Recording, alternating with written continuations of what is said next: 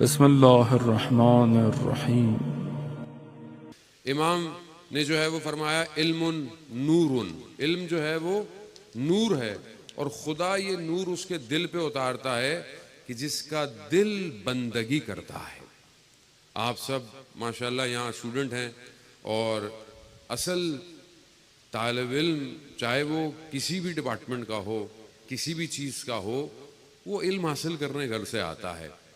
اور علم جو ہے وہ صرف ظاہری کتابوں میں نہیں ہوتا۔ یقیناً آپ اپنے سبجیکٹ کی بکس پڑھتے ہیں اور اس کی امپورٹنس اپنی جگہ پر ہے اور آپ کو پڑھنی بھی ہے، لیکن جب تک آپ کا وجود پاک نہیں ہوتا، کوئی بھی علم آپ کے وجود سے ظہور نہیں کر سکتا۔ آپ کتابوں کو بیگ پہ لاد لیں، بچہ کتاب لے کے بھاری ہو جاتا ہے۔ آج ہم سے زیادہ علم تو ہمارے موبائل کے پاس۔ ہمیں کتنے کانٹیکٹس یاد ہیں؟ سوائے اپنے کسی کو نمبر یاد نہیں ہے، کسی کا بھی یاد نہیں ہوتا، لیکن آپ کے موبائل کو 5000 کانٹیکٹ پکچرز کے ساتھ، ای میل ایڈریس کے ساتھ، لوکیشنز کے ساتھ، تصویروں کے ساتھ اس کے پاس ہے۔ تو اگر ذخیرہ اندوزی علم ہے تو وہ تو چھوٹی سی چپ کے پاس بہت زیادہ ہے۔ تو علم ذخیرہ اندوزی نہیں ہے، علم چیزوں کو رٹ لینا نہیں ہے، علم بشر کو انسان بناتا ہے۔ اگر انسانیت نہیں ہے تو پھر ہم کیا کر رہے ہیں؟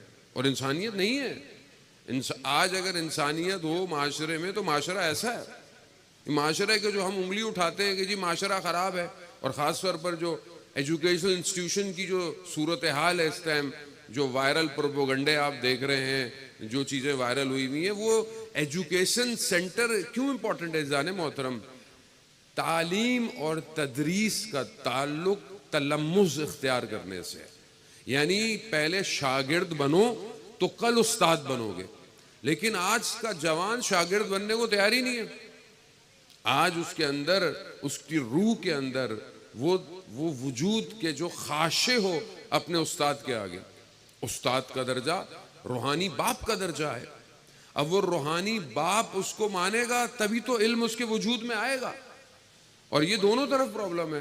میں بھی وائس چانسلر صاحب کے پاس بیٹھا ہوا تھا تو انہوں نے شاگردوں کی اتنی شکایت نہیں کی، انہوں نے استادوں کی زیادہ شکایت کی کہ آج کا استاد بھی استاد نہیں ہے۔ آج کا استاد کیا صرف آپ کو وہ جو سبجیکٹ ہے بس وہ پڑھانا اس کا کام ہے، یا آپ کو انسان بنانا اس کا کام ہے؟ ظاہر ہے جس کے اپنے وجود میں نفس پاک نہیں ہے، جس کی اپنی فضا الہی نہیں ہے، وہ آپ کو فزکس پڑھا کر فزیشین تو بنا سکتا ہے، میتھس پڑھا کر میتھیٹیشین تو بنا سکتا ہے، لیکن وہ آپ کو انسان نہیں بنا سکتا۔ امام حسین کا مقصد کربلا میں صرف ایک زاویے پہ قربانی دینا نہیں تھا، پوری بشریت کو بقا رکھنی تھی۔ حسینیت کا درس کیا ہے؟ سیکریفائس ہے، جدوجہد ہے، اسٹرگل ہے، یزیدیت کے سسٹم کو کاٹنا ہے۔ یزید شخص نہیں تھا، یزید پورا سسٹم تھا۔ اگر قوم بیدار ہوتی تو امام حسین مدینہ نہیں چھوڑتے۔ ایک شخص کی ذاتی فعل کا مسئلہ نہیں تھا، قوم سو چکی تھی۔ اس قوم کو بیدار کرنے کے لیے اتنی غافل تھی کہ امام حسین کو اپنے خون سے اسلام کے درخت کو آبیاری کرنی پڑ گئی، اور یہ آسان نہیں تھا۔ وہ خون کہ جو حدیث آپ نے تانوی صاحب نے بیان کی، حسین و منی و انا من الحسین، رسول خدا قرآن کہتا ہے کہ رسول اپنی طرف سے کچھ نہیں کہتے، جو کہتے ہیں ہماری طرف سے کہتے ہیں۔ وہ زبان مبارک کہ جس نے قرآن ہمیں دیا ہو، وہ کہ جو صدیق ہے اپنے نبوت کے دعوے سے پہلے، وہ جب یہ فرما رہے ہوں حسین مجھ سے ہے اور میں حسین سے ہوں، یعنی حسین یعنی رسول کی جو کنٹینیوشن ہے اس علم کی، اس شریعت کی، وہ امام حسین کی ذات ہے۔ تو اگر آج قوم جو ہے وہ شعار تو بلند کرے، جیسے ماشاءاللہ ابھی آپ نے قرآن کے لیے شعار بلند کیا، یقیناً احتجاج کی ضرورت ہے، بہت بڑے لیول اور احتجاج کرنے کی ضرورت ہے تاکہ دنیا کو پتہ چلے کہ دیکھیں، یاد رکھیں، جب آپ ہادی کی گفتگو کر رہے ہو نا، امام حسین کون ہے؟ ان الحسین مصباح الہدیٰ وسفینۃ النجات۔ مصباح الہدیٰ یعنی کیا؟ یعنی ہدایت کا چراغ ہے۔ جب آپ ہدایت کی گفتگو کر رہے ہیں تو گمراہی کی بھی گفتگو کریں۔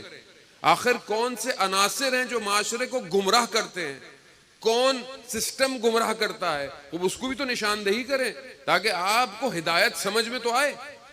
اگر آج آپ احتجاج کرتے ہیں جی قرآن، یہ انٹرنیشنل پروپیگنڈا ہے، یہ مسلمانوں کو دیکھتے ہیں ہر تھوڑے دنوں بعد کہ ہم نے جو ان کو بے غیرتی کے کیپسول کھلائے ہیں یہ کتنے کام کر چکے ہیں، اور آپ دیکھ لیں وہ کامیاب ہیں۔ احتجاج میں کتنے مسلمان ملکوں نے کھڑے ہوئے، کتنے مسلمان ملکوں نے سویڈن کے جو ہے وہ سفیر کو اخراج کیا، کیوں؟ کیونکہ دنیا، یہی دنیا تو تھی جس کے لیے امام حسین نے قیام کیا کہ انسان جو ہے وہ عبید الدنیا ہے، دنیا کا غلام ہے۔ آج ہماری خواہشات، ہماری آرزویں، وہ اسلام نہیں ہے، اور یہ جو ہم نے بھی شعار بلند کیا یہ ٹیمپریری ہے۔ قرآن کو بلند کرنے کا مقصد ہے قرآن اپنے وجود میں پینیٹریٹ کرو۔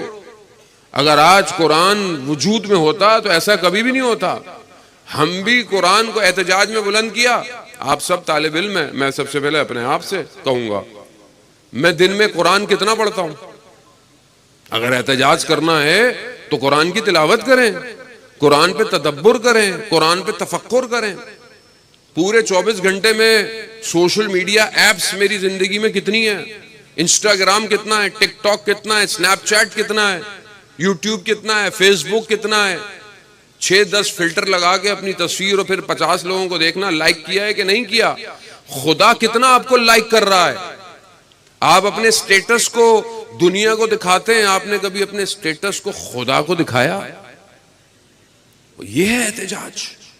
اگر آج معاشرہ بہرا روی کا شکار ہے، اس کی وجہ کیا ہے؟ قرآن نہیں ہے زندگی میں، اور قرآن جب نہیں ہو تو آپ ناطق قرآن کو کیسے لے کر آئیں گے؟ سید الشہداء امام حسین علیہ السلام نے تو نیزے پر قرآن کی تلاوت کی ہے۔